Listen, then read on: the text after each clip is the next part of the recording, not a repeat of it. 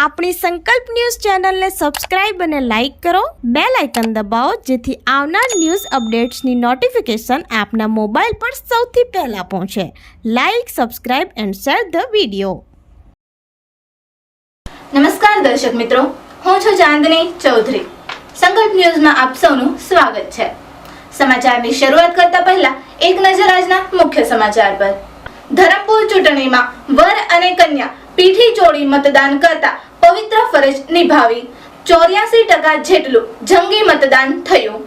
40 ડિગ્રીના તાપમાનમાં માતાઓએ બાળકોને લઈ મતદાન કર્યું. ધરમપુર વિધાનસભા ક્ષેત્રમાં આવતી કલવાડા જિલ્લા પંચાયત અને તાલુકા પંચાયતની બેઠક હાલમાં જિલ્લાના રાજકારણનું કેન્દ્રબિંદુ બની રહી છે.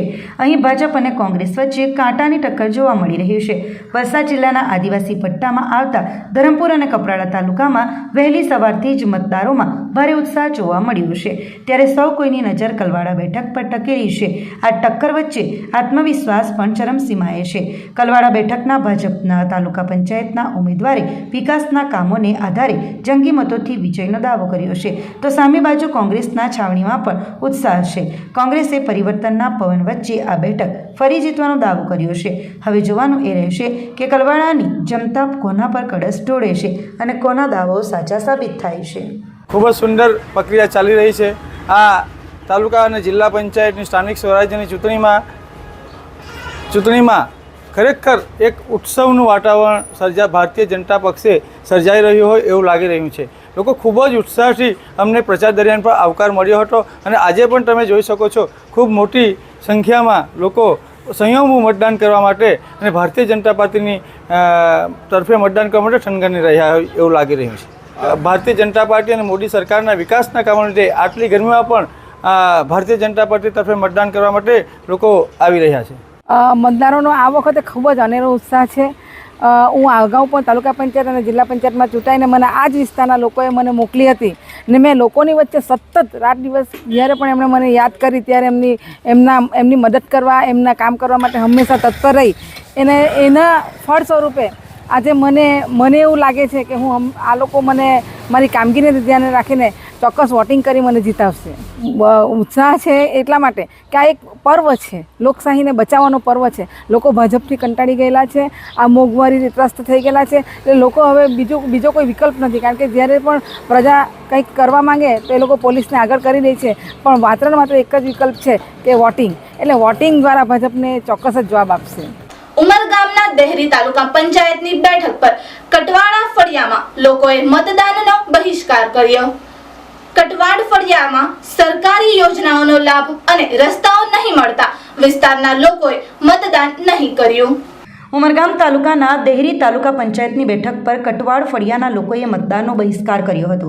દેહરી ગ્રામ પંચાયત વિસ્તારના કટવાડ ફળિયામાં સરકારી યોજનાઓનો લાભ અને રસ્તાઓ નહીં મળતા લોકોએ રોષ ઠાલવી મતદાનનો બહિષ્કાર કર્યો હતો. મોટી સંખ્યામાં કટવાડ વિસ્તારના લોકોએ મતદાન નહીં કરવાનો નિર્ણય લેતા લોકોએ પોતાનો મિજાજ બતાવ્યો હતો.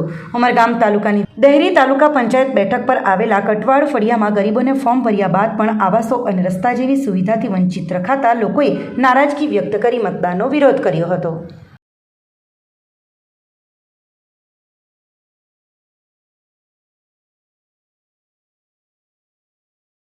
કે એ વર્ષાવે તે વર્ષાવે ફોટો પાડી લાવ, ઘેરના આંબેનું ફોટો પાડી લાવ.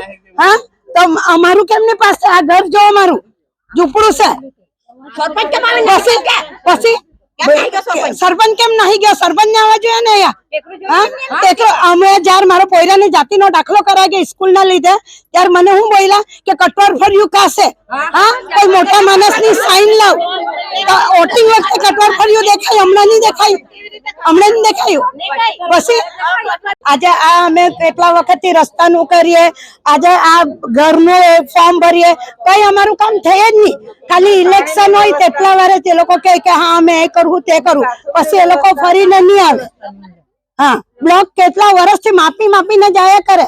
આજે આવે કાલે આવે, આજ લગીન કાંઈ વા હા લોકોના ત્યાં અંદર લગીન લગાડી આપે, અમારે ત્યાં કાંઈ વા કઈ તમને રસ્તો દેખાતો હશે? કાંઈ સગવડ થશે અમારી કરેલી ઇલેક્શન વાળાઓને?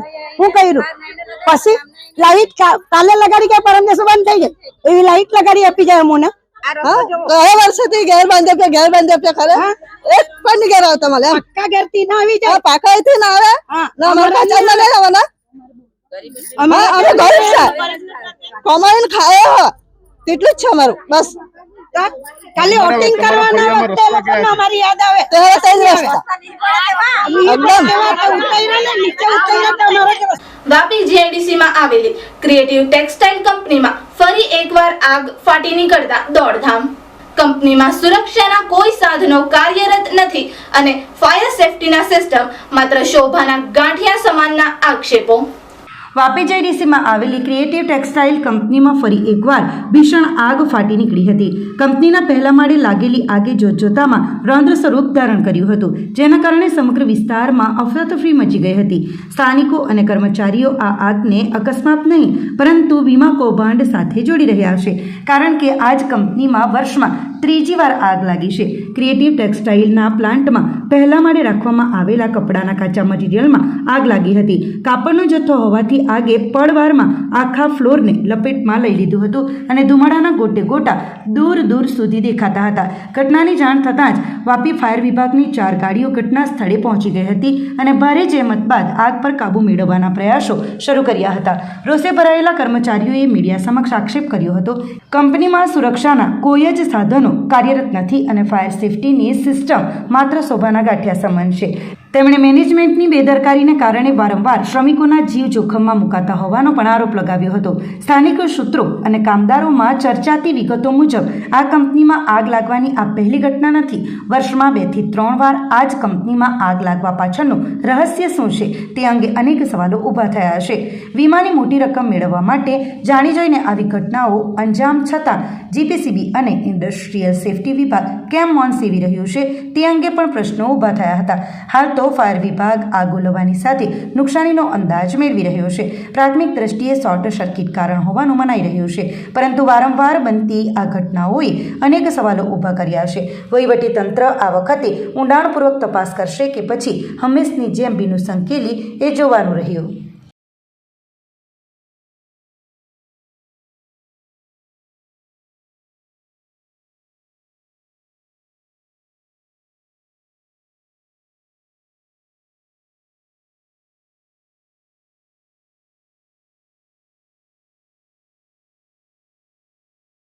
સંઘ પ્રદેશ દમણમાં ભવ્ય નમોત્સવ યોજાયો.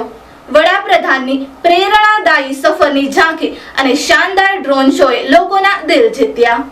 સંઘ પ્રદેશ દમણમાં એક ભવ્ય નમોત્સવ કાર્યક્રમનું આયોજન કરવામાં આવ્યું હતું, જેનો શુભારંભ દાદરા નગર હવેલી અને દમણ દીવના પ્રશાસક પ્રફુલ્લ પટેલ દ્વારા દીપ પ્રગટાવીને કરવામાં આવ્યો હતો. આ ઐતિહાસિક સમારોહમાં સુવિખ્યાત લોકસાહિત્યકાર સાંઈરામ દવે અને તેમની 120થી વધુ કલાકારોની ટીમે દેશના વડાપ્રધાન નરેન્દ્ર મોદીના જીવન પર આધારિત એક ખાસ મલ્ટીમીડિયા પ્રસ્તુતિ રજૂ કરી હતી. આ વિશેષ પ્રસ્તુતિમાં નરેન્દ્ર મોદીના બાળપણથી લઈને વડાપ્રધાન બનવા સુધીની તેમની સંઘર્ષમયી અને પ્રેરણાદાયી સફરનું અદ્ભુત રીતે મનમોહક ચિત્રણ કરવામાં આવ્યું હતું, જેને ઉપસ્થિત વિશાળ જનમેદનીએ ભારે ઉત્સાહથી નિહાળ્યું હતું. કાર્યક્રમના અંતે યોજાયેલા ભવ્ય ડ્રોન શો અને આતશબાજીએ સમગ્ર વાતાવરણમાં દેશભક્તિનો અનેરો ઉત્સાહ ભરી દીધો હતો. આકાશમાં ડ્રોન દ્વારા દર્શાવવામાં આવેલી નમોત્સવની પ્રતિકૃતિ, વડાપ્રધાનનો ચહેરો, શિવલિંગ, ફાઇટર જેટ અને રામ મંદિરના શાનદાર પ્રદર્શનો તથા રંગબેરંગી આતશબાજીએ પ્રેક્ષકોને મંત્રમુગ્ધ કરી દીધા હતા. આ પ્રસંગે પ્રદેશ ભાજપ પ્રમુખ મહેશ અગારિયાએ દમણવાસીઓને આવો અદ્ભુત કાર્યક્રમ નિહાળવાની તક પૂરી પાડવા બદલ પ્રશાસકનો આભાર વ્યક્ત કર્યો હતો. જ્યારે સરપંચ હિતાક્ષી પટેલે પણ ડ્રોન શો અને કાર્યક્રમની ભવ્યતાના વખાણ કરી પ્રશાસકના નેતૃત્વમાં થયેલા આ આયોજનને બિરદાવ્યું હતું. દેશભક્તિના ગીતો અને વંદે માતરમના નાદ સાથે યોજાયેલા આ કાર્યક્રમમાં ભારે સંખ્યામાં સ્થાનિક લોકો ઉમટી પડ્યા હતા.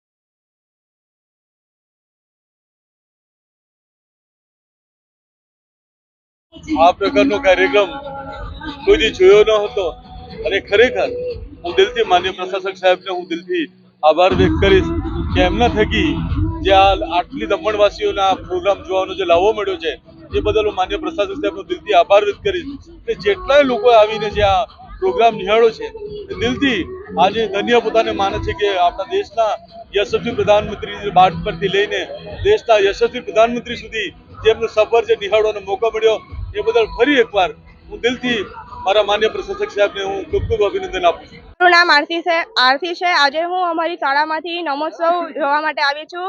આજે મોદી સાહેબનો નમોત્સવ પ્રોગ્રામમાં અમને ખૂબ આનંદ મળ્યો.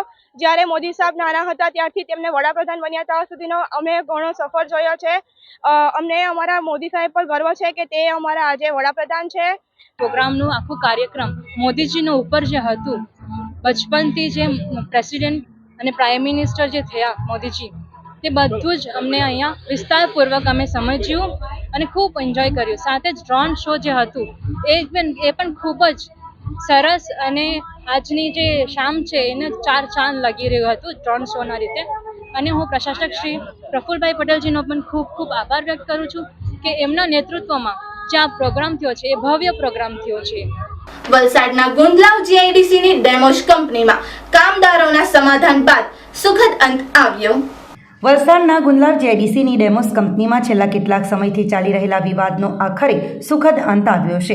સ્થાનિક કામદારોને રોજગારીના મુદ્દે 14 ગામના સરપંચો અને 500થી વધુ કામદારોએ કંપનીના ગેટ પાસે મોરચો માંડ્યો હતો, જેના કારણે વાતાવરણ ભારે તંગ બન્યું હતું. રૂરલ પોલીસની હાજરીમાં સરપંચો અને કંપનીના મેનેજમેન્ટ વચ્ચે લાંબી ચર્ચા વિચારણાના અંતે મહત્વનું સમાધાન થયું છે.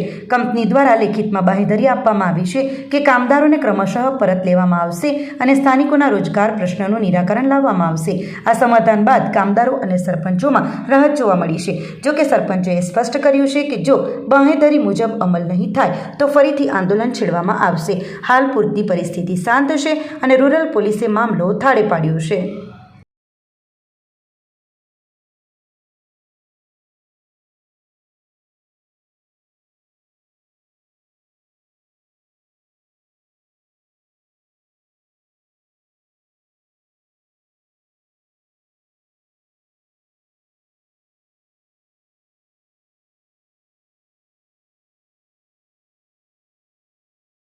હું સંસ્થામાં એડમિન મેનેજર તરીકે છું ને આજરોજ કામદારોના પ્રશ્ન બાબતે આજુબાજુના ગામના સરપંચો આવેલા હતા એમની રજૂઆત માટે.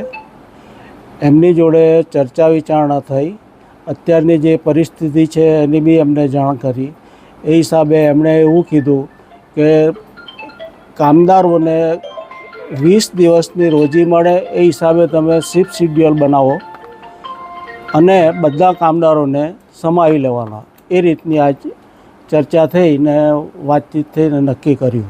આજે જે અમે ભેગા થયા છે, અગાઉ પણ અમે ભેગા થયા હતા અને 27 તારીખે કંપનીને કીધું હતું કે આ વર્કરો માટે જે કંઈ કંપનીમાં બોલાવવા પડે તો તમારે બોલાવવાના છે, એને નોકરીએ લેવાના છે. આજરોજ એવો માહોલ હતો કે જો કંપનીના વર્કરોને લેવામાં ન આવે તો કંપનીને અમે અલ્ટિમેટમ આપવાના હતા કે જો અમારા ગામમાં જો અમારા લોકલ માણસો, જે ગરીબ માણસો છે, વર્ષોથી નોકરી કરતા આવેલા માણસોને જો તમે નોકરી પર ન રાખો તો કેમ ચાલે? જો તમે બહારના વ્યક્તિને નોકરી પર રાખી એ લોકોને રોજીરોટી આપો એના કરતાં અમારા ગામના જે લોકો છે, જેઓ 527 જેટલા લોકો જેઓ રેગ્યુલર કંપનીને રોજગારી માટે નોકરી પર આવતા આવેલા હતા તો એમને કાઢી મૂકો તો કેમ ચાલે? આજે કંપનીના મેનેજર અને HR અને ગામના આગેવાનો તથા અમારા સરપંચો દ્વારા જે આ લડત એમની સાથે રહી ઉપાડેલી તો એમનો સુખદ આજે સમાધાન થયું છે અને કંપનીએ શિડ્યુલ વાઇઝ એ લોકોને 107ના જે શિડ્યુલ છે કંપનીને જરૂર પ્રમાણે તે પ્રમાણે નોકરી લેવાની બાંહેધરી આપી છે. તો આ હતા આજના સમાચારો. નવા સમાચારો સાથે કાલે ફરી મળીશું. નમસ્કાર. આપણી સંકલ્પ ન્યૂઝ ચેનલને સબસ્ક્રાઇબ અને લાઇક કરો. બેલ આઇકન દબાવો જેથી આવનાર ન્યૂઝ અપડેટ્સની નોટિફિકેશન આપના મોબાઈલ પર સૌથી પહેલા પહોંચે. Like, subscribe and share the video.